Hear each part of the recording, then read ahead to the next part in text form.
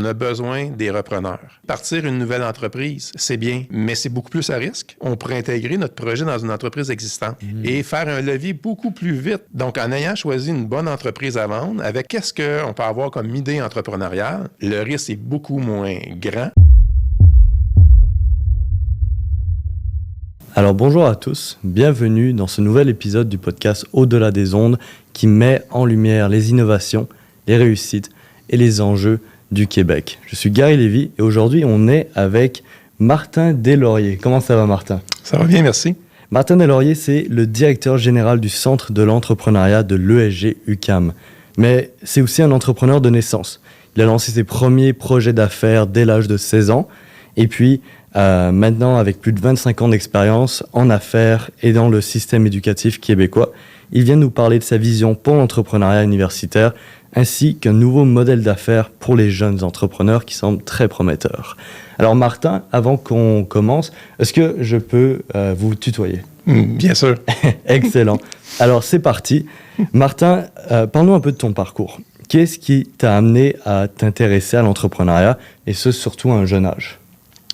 En fait, mon grand-père était entrepreneur, donc enfant, je m'amusais dans l'usine de mon grand-père. Mon père travaillait également dans la même entreprise. Donc, pour moi, l'entrepreneuriat faisait partie de ma vie. Donc, même plus grand, j'ai pas eu le choix. C'était dans mon ADN. Donc, j'ai pas eu le choix de poursuivre dans des projets entrepreneuriaux. Super. Est-ce que tu peux nous parler un peu de ton parcours? Oui, à très jeune âge, j'allais chercher des contrats pour corder du bois. Donc, plein de tâches ménagères que les personnes, peut-être dans mon environnement plus âgé, ne faisaient pas. Et j'engageais des étudiants au primaire qui étaient en 5e année avec moi. Donc, ça a commencé très tôt. Mais vraiment, c'est plus vers l'âge de 25 ans, j'ai parti des projets en même temps que j'étais enseignant dans une école. Et à un moment donné, c'est que mes projets entrepreneuriaux étaient plus grands, avec plus de revenus que mon poste d'enseignant et de directeur d'école. Donc, j'ai pas eu le choix de faire un saut. Ça fait le switch, en fait. Exactement. Et ensuite, j'ai eu quelques entreprises, mais j'ai eu peut-être 5-6 entreprises différentes depuis ce temps. Multi-entrepreneuriat, entrepreneur en série, c'est ça? Effectivement, oui. Et est-ce que tu peux nous dire une leçon que tu as appris, Martin, dans ton parcours entrepreneurial? La leçon. La leçon, la persévérance. En fin de compte, en entrepreneuriat, il ne faut jamais lâcher. Il y a toujours des solutions. Et la rigueur d'être là, c'est ça qui nous donne une crédibilité auprès de nos futurs clients ou nos clients. Donc, au départ, souvent, les gens vont nous regarder quand on part en entrepreneuriat, voir si c'est sérieux. Mais si on est toujours là, avec la même conviction, avec l'offre qui est similaire, et là, on gagne une très grande crédibilité. Super. Et aujourd'hui, tu es devenu le directeur du Centre de l'entrepreneuriat de l'ESG UQAM. Qu'est-ce qui t'a motivé à rejoindre ce centre? En fait, depuis la pandémie, j'ai eu la chance avec mes entreprises de connaître des belles croissances parce que j'étais en technologie et j'avais un peu plus de temps. Puis il y a un contexte qui me tient à cœur, c'est les petites entreprises au Québec. Donc ceux qui se trouvent être le cœur de l'économie du Québec. Et depuis 5 ans, on connaît beaucoup de transferts. Donc environ 7000 entreprises sont transférées à chaque année au cours des 5 dernières années. Et les 5 prochaines, on prévoit même plus de transferts. Donc, pour moi, c'est sûr que je suis à l'international maintenant, mais mes origines sont au Québec. Et cette économie-là était importante, donc j'ai voulu m'impliquer à travailler pour ces transferts d'entreprises-là sous un angle universitaire. OK. Et c'est auprès justement de ce centre de l'entrepreneuriat, c'est quoi ta mission principale? Et c'est quoi l'impact que tu peux voir sur les étudiants? En fin de compte, on voit qu'il manque parfois de reprenariat, de jeunes qui ont l'intérêt, puis on le voit qu'il y a une diminution de l'entrepreneuriat au Québec. Donc, ça part par l'éducation. Donc, je pense qu'on parle de l'université, mais ça va aussi loin que le primaire, que le secondaire, que le cégep et l'université. Donc, bien entendu, l'université a comme un rôle plus grand souvent au point de vue de la population par rapport à le nombre d'étudiants. Si je prends l'exemple, l'UQAM, on est seulement en BAA, on est 15 000 étudiants à temps plein, temps partiel, et c'est beaucoup, c'est une des plus grosses universités. Donc, L'idée de rejoindre le centre universitaire, c'est de commencer un premier impact, de rapprocher le milieu institutionnel de l'éducation aux besoins du marché corporatif. OK. Et est-ce que tu peux nous partager la réalisation dans laquelle tu es la plus fière depuis ton entrée dans ton poste? En fait, le centre était dédié uniquement aux étudiants lorsque je suis arrivé en poste. Par contre, moi, je trouvais important qu'on démocratise l'accès à l'entrepreneuriat universitaire. Donc, on connaît des entrepreneurs féminins, masculins, qui ont des parcours atypiques académiques, mais ont une réalisation très grande comme entrepreneurs. Mais ça ne veut pas dire qu'ils n'ont pas besoin de cours non crédités, de cours de leadership, cours de commercialisation. Donc, pour moi, une fierté, c'était de démocratiser l'accès à l'université à peu importe quelqu'un qui a fait un cours de plomberie, qui est rendu avec son entreprise maintenant, mais on peut l'aider également. Donc, c'est un peu mon rôle. L'élément que je suis fier, c'est d'avoir donné accès. Puis, bien entendu, c'est tout nouveau. Ça fait seulement 7 mois. Donc, le meilleur s'en vient, là, donc, pour propager la bonne nouvelle. Donc, vous avez mis ça accès à tous les jeunes, c'est ça? À tous les jeunes et moins jeunes. En fin de compte, on a vraiment... C'est sûr qu'on essaie d'avoir des bailleurs de fonds qui nous aident pour accompagner, mais dans l'écosystème entrepreneurial québécois, il y a plein de services qui existent actuellement. Donc, on essaye au moins de les guider dans ce labyrinthe entrepreneurial de ressources et à ce moment-là, qu'ils puissent bénéficier des services d'accompagnement gratuits, surtout chez les jeunes. On a plusieurs organismes qui sont là pour les aider. Donc, c'est vraiment des aiguillets à cet effet-là. Puis les moins jeunes, on a parfois des barrières de fonds, comme dans notre cas, nous, on a la Banque nationale actuellement qui nous aide, qui paie de l'accompagnement pour différents projets. Donc, notre objectif, c'est d'aller chercher d'autres bailleurs de fonds privés qu'on va pouvoir accompagner dans des projets plus stratégiques, peu importe le groupe d'âge. OK. Et puis, par curiosité, ce serait quoi l'âge minimum pour être dans le centre de l'entrepreneuriat de GUQAM? C'est sûr que l'âge minimum, on dirait peut-être plus de 18 ans et plus. Pourquoi? Parce qu'en bas, il y a d'autres organismes qui seraient peut-être mieux placés, puis on veut que nos étudiants aient une certaine maturité. Donc oui, on démocratise l'accès à l'université, mais sans couper peut-être les autres organismes qui peuvent donner une plus-value à les jeunes qui sont plus proches de leur réalité. Donc nous, on est plus dans du 18 ans et plus. Donc, c'est plus notre créneau actuellement. OK, je vois. Et par exemple, ces jeunes de 18 ans et plus n'ont pas besoin, pour entrer dans le centre, n'ont pas besoin d'avoir eu des cours accrédités ou d'avoir terminé quelconque formation avant, c'est bien ça? Exactement. Juste démontrer un certain parcours entrepreneurial ou même peut-être juste une volonté d'entreprendre dans ce parcours?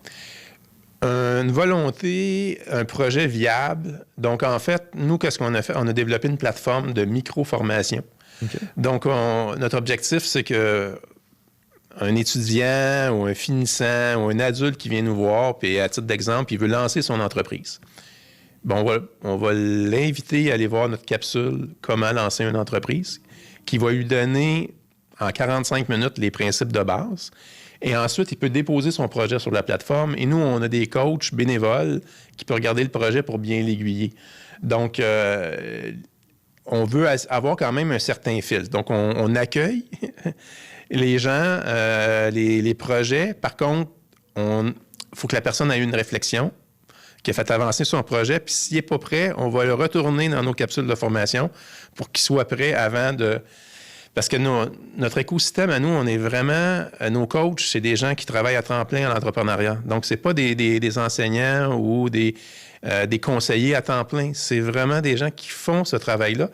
Puis pour respecter leur temps, la gestion de temps, parce qu'on sait, quand on est entrepreneur, la gestion de temps, ça vaut de l'or. Donc, on veut s'assurer que quand on réfère des personnes avec des projets d'entrepreneuriat, qui ont pris le temps de bien se préparer.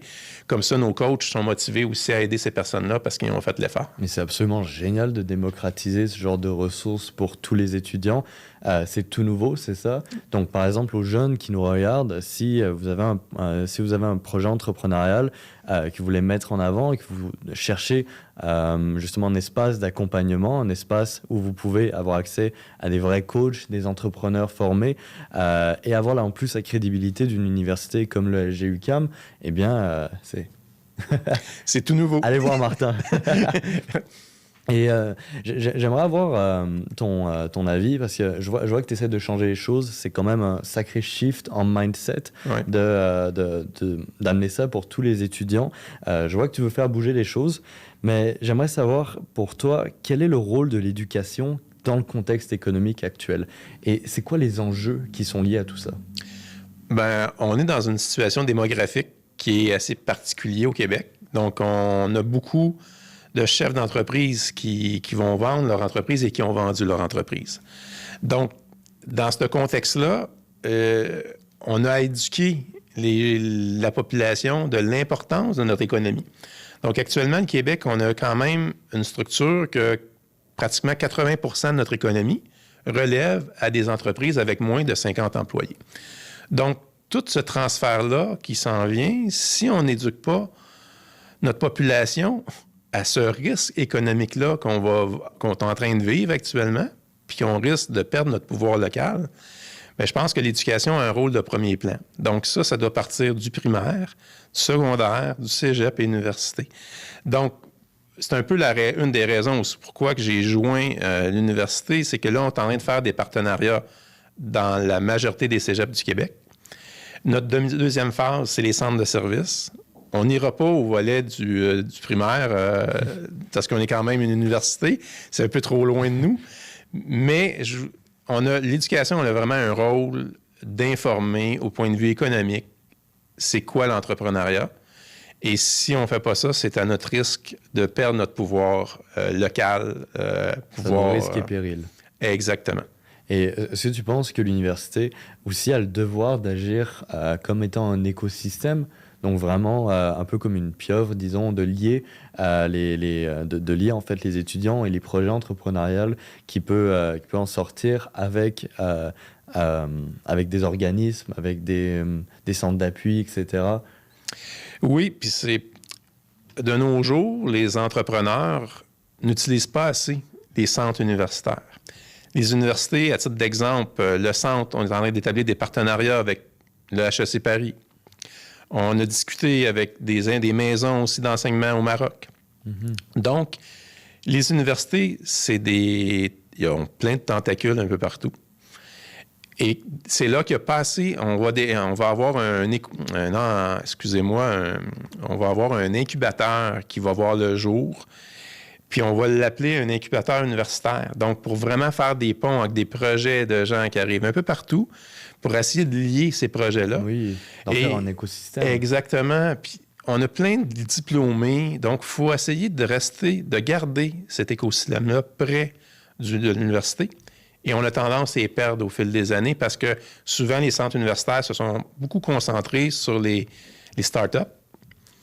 Mais une entreprise, oui, c'est créé, il y a un volet croissance, il y a un volet commercialisation, il y a un volet vente. Donc, il faut que les centres universitaires demeurent dans tous les cycles de vie d'une entreprise.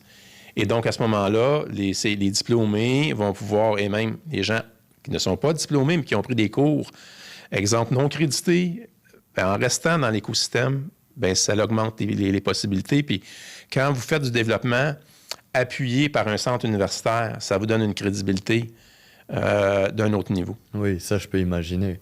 Et donc, avec tout ce pouvoir que l'université a, justement, c'est quoi le rôle exact, en fait, qu'elle devrait jouer? C'est d'être cet écosystème, d'être capable de lier les startups, les entreprises et autres ensemble, c'est ça? En fait, il faut être plus qu'un incubateur. Il faut aller un peu plus loin. Donc, souvent, quand l'incubateur est parti, bien, il est parti dans l'extérieur de l'environnement de l'écosystème de l'incubateur. Il s'entoure de professionnels de bon niveau, mais il laisse tout derrière lui l'écosystème entrepreneurial. Puis ça, en fin de compte, c'est parce qu'il n'y avait pas une culture dans les centres universitaires, entrepreneuriales universitaires, d'aller plus loin que l'incubateur. Puis c'est un peu une vision qu'on a changée au point de vue du centre. On veut aller plus loin, puis c'est un peu notre distinction en ce moment. Puis ça va un peu avec ma vision, puis la vision de l'université, de faire différent et de se positionner plus loin que seulement dans le volet incubateur. OK. Et par exemple, qu'est-ce que tu dirais à un jeune entrepreneur qui a pour idée d'aller dans un parcours complètement autodidacte en entrepreneuriat? Qu'est-ce que tu lui dirais à propos des avantages d'un programme universitaire? C'est sûr que de nos jours, quelqu'un qui a les habiletés d'être autodidacte, avec le web, on peut aller d'une vitesse extrêmement vite. Oui, on a accès à une mine d'or d'informations. Exactement. Puis j'en suis un. Donc, je suis autodidacte à la base. Et par contre, l'université te donne des outils supplémentaires. Donc, te donne un coffre d'outils, te donne un réseau et te donne une crédibilité d'entrée. Donc, c'est sûr que si je compare un parcours autodidacte, un parcours universitaire, les deux, je ne peux pas dire que le parcours autodidacte va être moins bon qu'un universitaire. Par contre, devant un client ou un projet potentiel de partenariat, du financement, le volet d'avoir une structure académique derrière son projet donne plus de crédibilité, rassure les investisseurs, diminue le risque. Donc, c'est sûr qu'on augmente les barrières d'un lancement d'entreprise quand on est plus on est accompagné avec un parcours académique et on pourrait rajouter l'autodidacte au volet académique, mais c'est pas que c'est impossible. C'est là aussi que le centre, quand on veut démocratiser un peu l'accès, c'est pourquoi on couperait la porte à des personnes qui n'ont peut-être pas un diplôme de secondaire 5 même, mais qui ont vraiment des bonnes aptitudes en entrepreneuriat, puis ils ont peut-être besoin d'aller chercher des petits modules complémentaires sur le leadership, sur la commercialisation, sur comment utiliser l'intelligence artificielle. Donc, il peut rajouter ces certificats-là aussi à son profil. Donc, c'est tous des éléments qui pourraient le faire avancer peut-être un peu plus vite dans sa démarche. Donc, l'avantage, c'est vraiment en fait, d'être backé par une université. Plutôt que quand tu es autodidacte, eh bien, c'est un peu une montagne que tu dois gravir et tu dois te faire tout seul, en gros. Tu dois faire ton nom tout seul. Donc, l'université vient au moins t'aider. Puis, le réseau, je pense que c'est important. Est-ce que tu penses que le réseau peut se développer bien plus rapidement dans une université qu'ailleurs?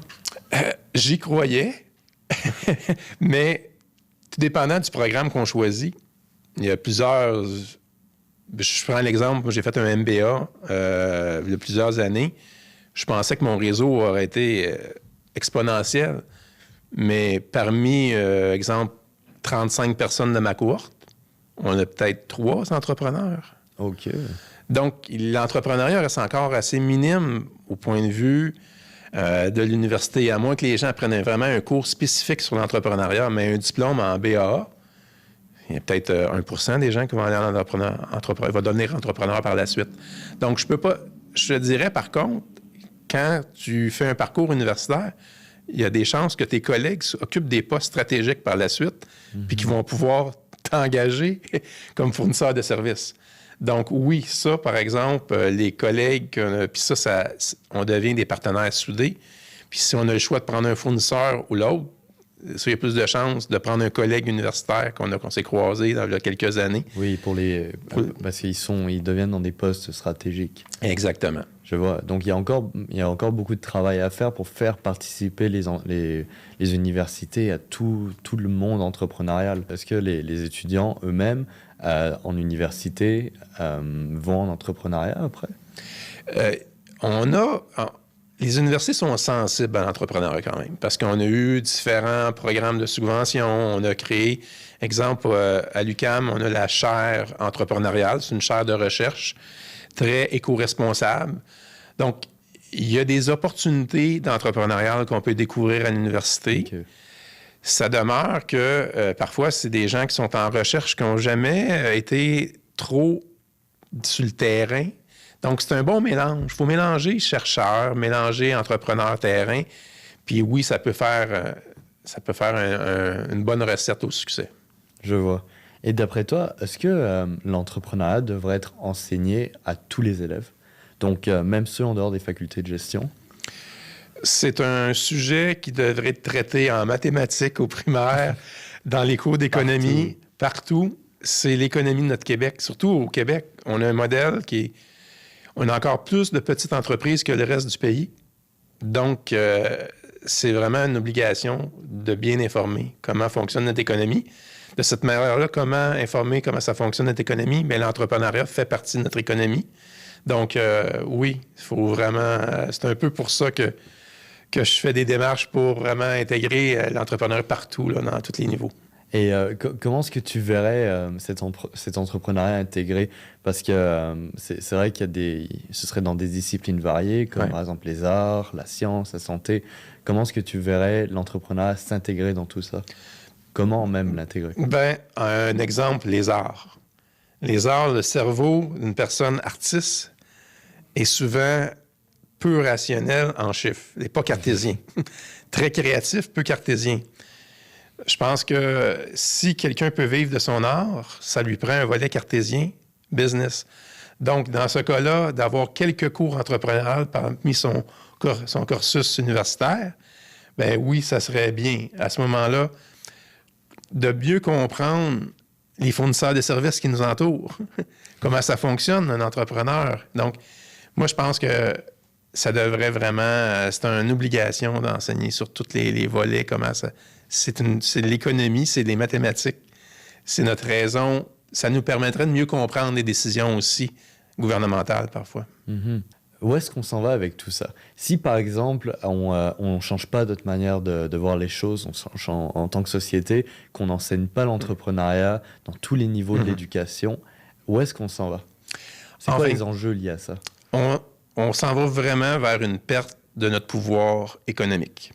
C'est que... Exemple, je vais prendre un exemple qu'on vient de connaître, Amazon. Mm-hmm. Plusieurs sont sortis des barricades pour dire « est parti, c'est plein d'emplois qu'on a perdus ». Mais qu'est-ce qui se passe là en ce moment? C'est plein de petites entreprises locales qui risquent de récupérer cette business-là.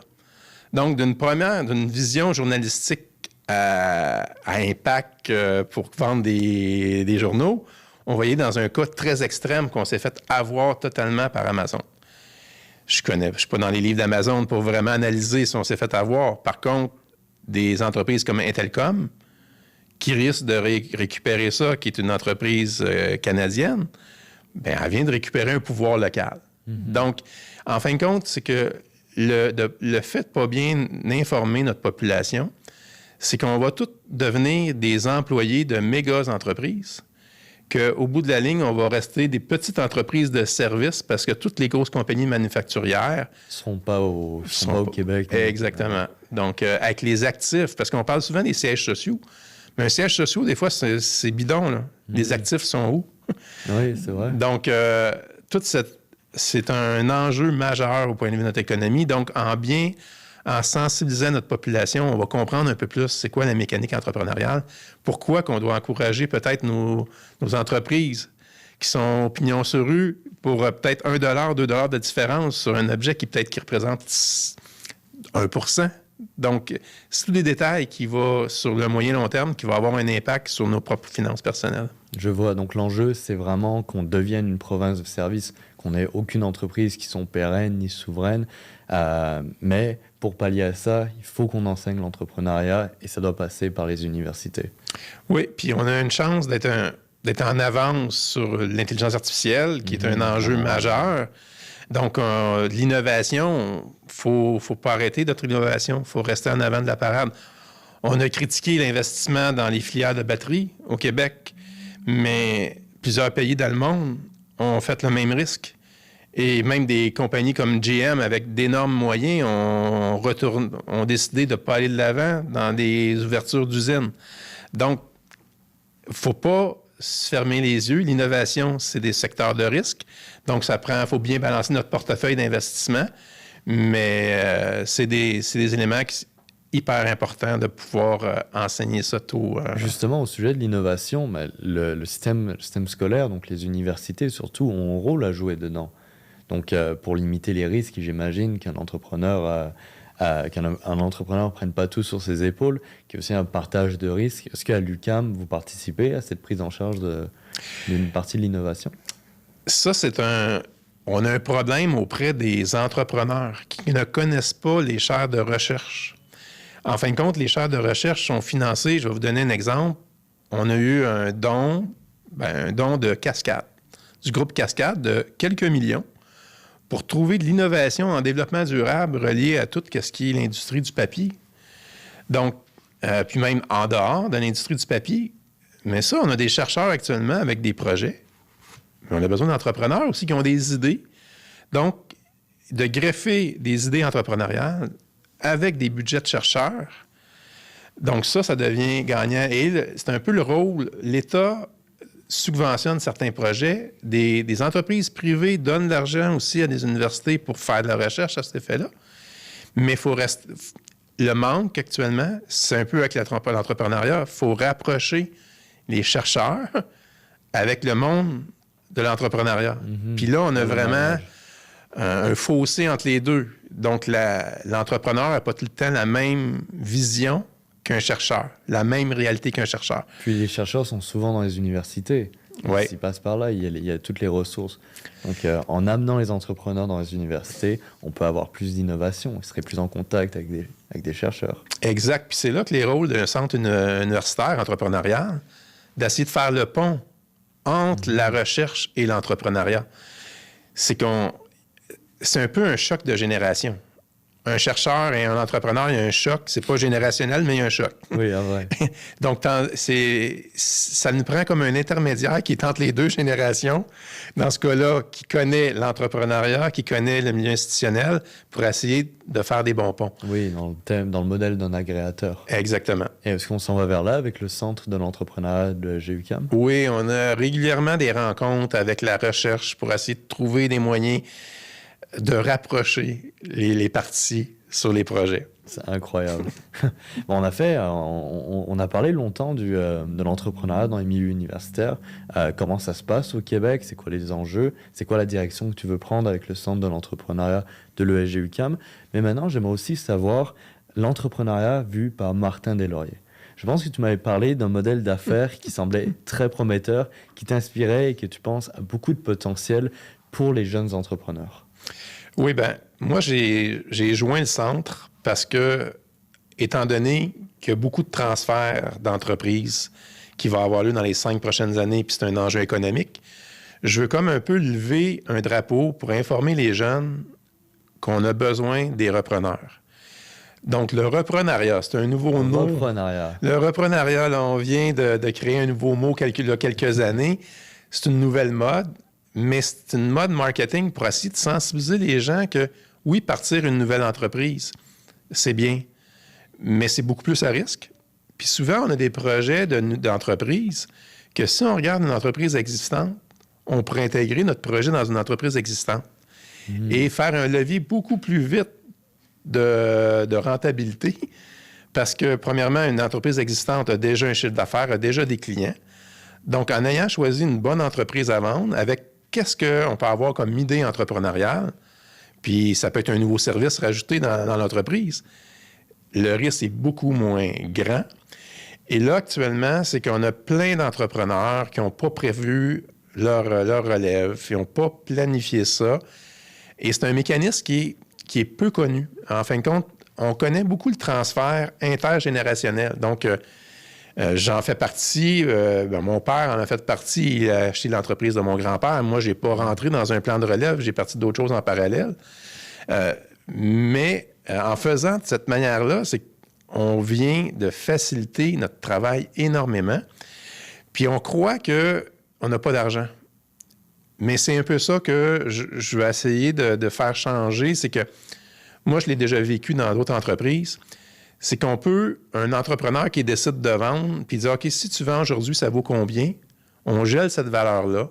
On émet des nouvelles actions. Là, je vais parler d'un mécanisme, là, je vais vulgariser rapidement pour que les gens comprennent. Excellent. Mais on dit que l'entreprise vaut 1 million.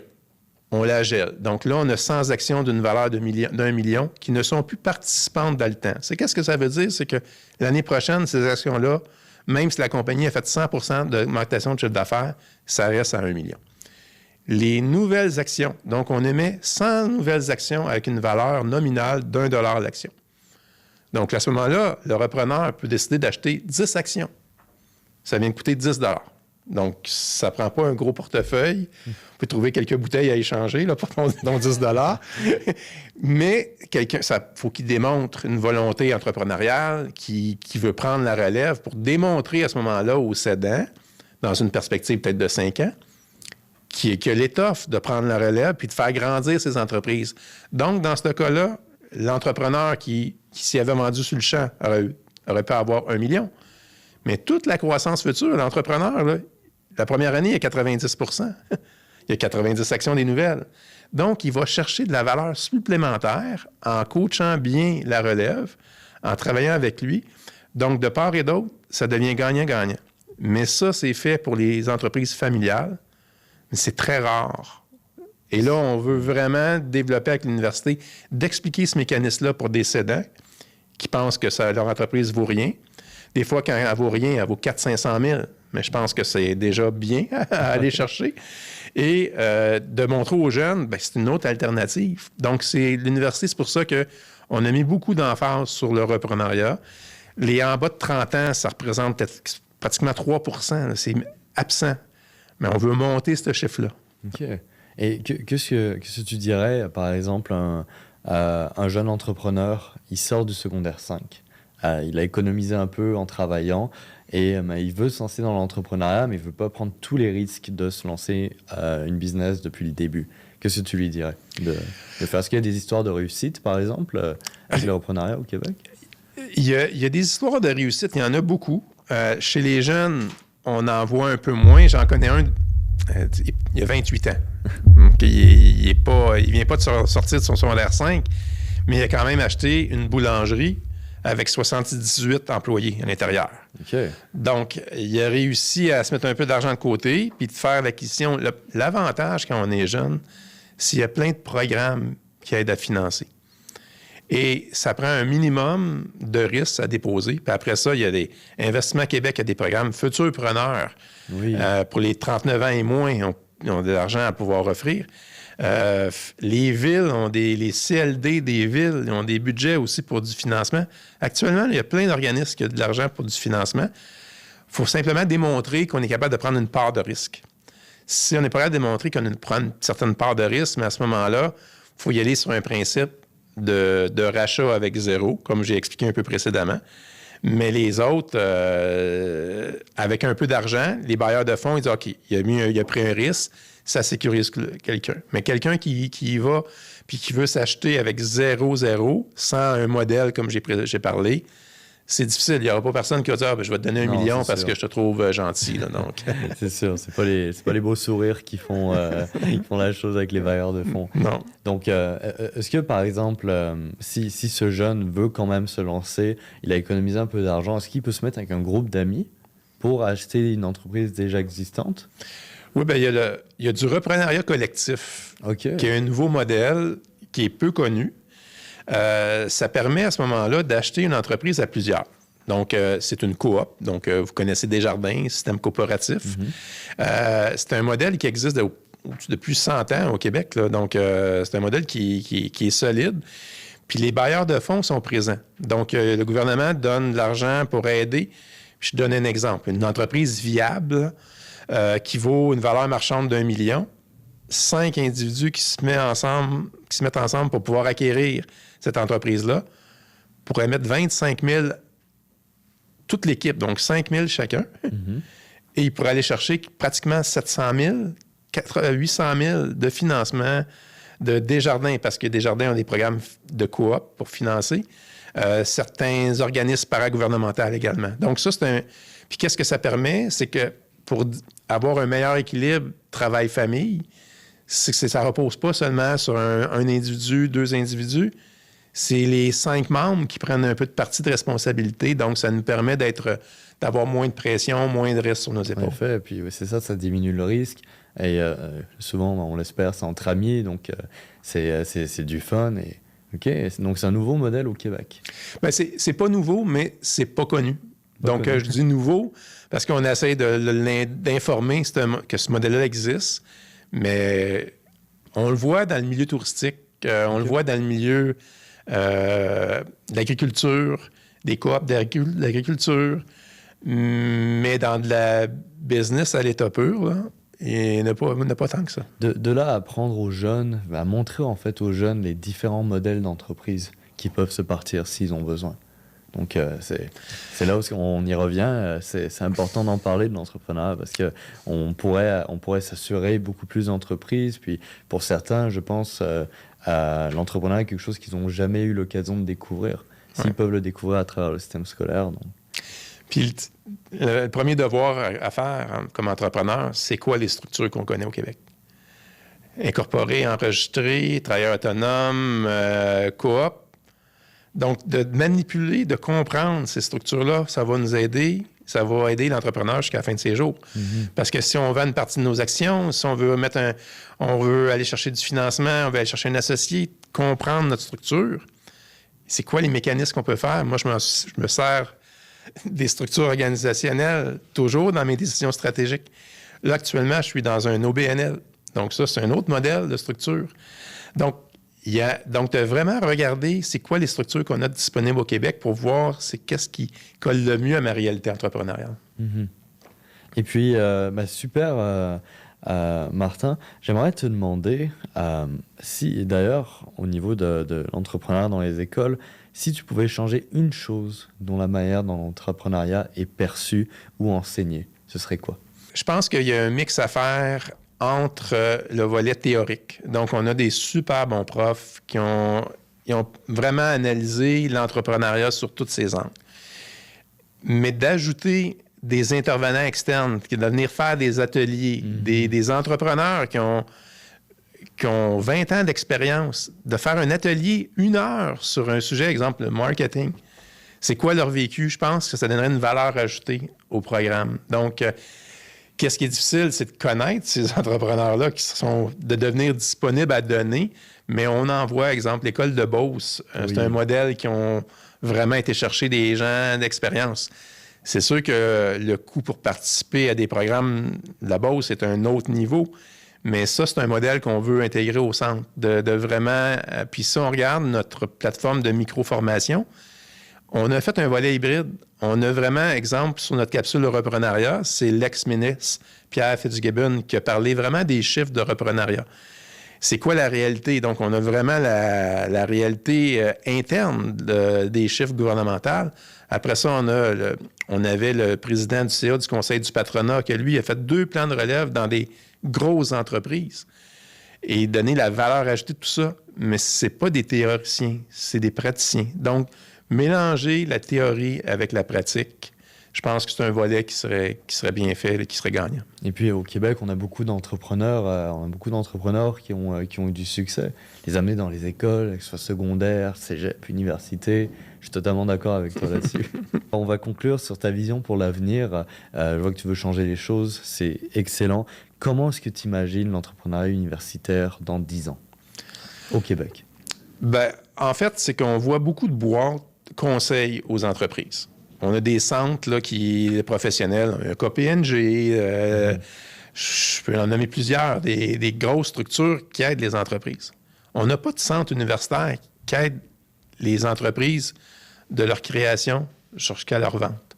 Donc, moi, je crois que l'accompagnement de formation, crédité ou pas, et l'écosystème universitaire devrait être proche des entreprises. Donc, moi, ma vision, c'est vraiment de développer un centre universitaire qui va rester proche de ses diplômés, proche des entrepreneurs qui vont chercher certains programmes autour de nous et d'être là jusqu'à leur vente.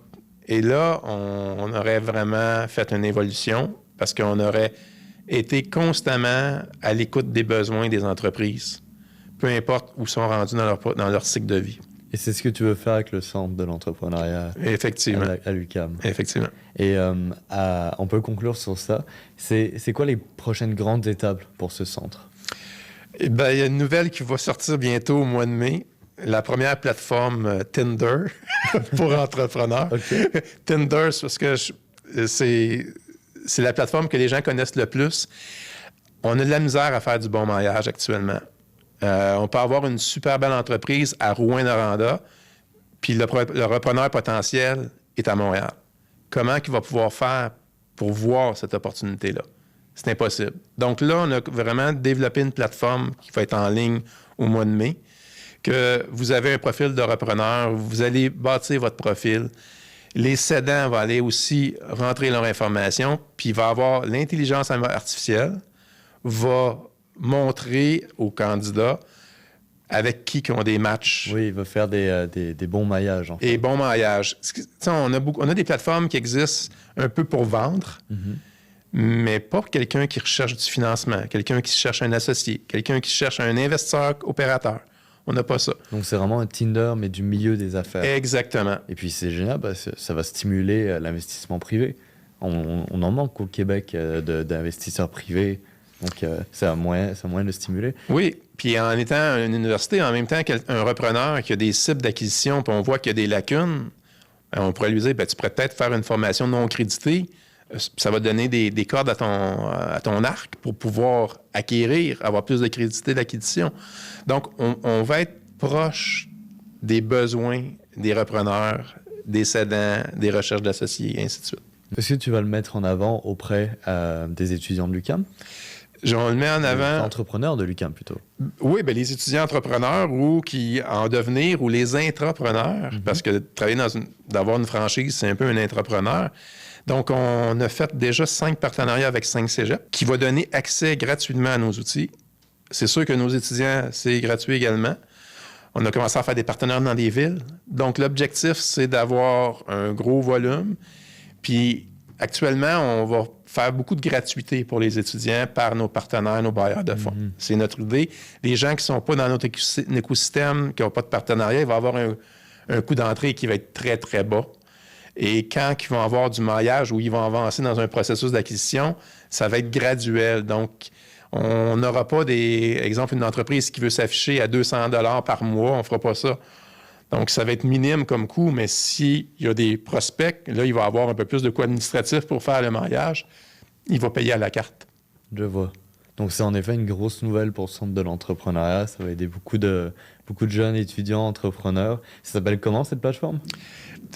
Pour l'instant, c'est maillage. Maillage, okay. Maillage, on n'a pas donné vraiment de nom pour l'instant parce qu'on est dans les tests mécaniques, mais tout fonctionne très bien. Puis c'est, en fait, là, un des objectifs, puis je vais parler pour moi-même, quand je suis sorti de l'université, mais même à mon premier bac, je cherchais une entreprise, j'étais entrepreneur, mais je ne trouvais pas peut-être un propriétaire d'entreprise qui cherchait une relève. J'avais mon père, mais il ne voulait pas m'avoir dans l'entreprise parce qu'il n'aimait pas sa job. Donc, je veux vraiment donner la chance à des gens qui ont des profils d'entrepreneurs de se réaliser dans une entreprise qu'ils voient un potentiel de prendre la relève peut-être dans 5 à 10 ans. Puis je donne l'exemple, Saint-Hubert a fait des modèles, le groupe Saint-Hubert de reprenariat très intéressant parce que financer un restaurant, les banques financent difficilement. Donc, à ce moment-là, un programme de repreneur sur du long terme, mais ça permet d'acheter avec pas beaucoup d'argent. Wow. Moi, je pense que tu as le bon mode d'esprit pour être le directeur du centre de l'entrepreneuriat de l'ESG UQAM. Restez attentifs parce qu'apparemment, ça va vraiment rouler ces prochains mois. Merci beaucoup, Martin, d'avoir participé à ce podcast. On a eu une très bonne discussion. Merci de l'invitation, puis bon succès pour votre podcast. Merci beaucoup. Merci.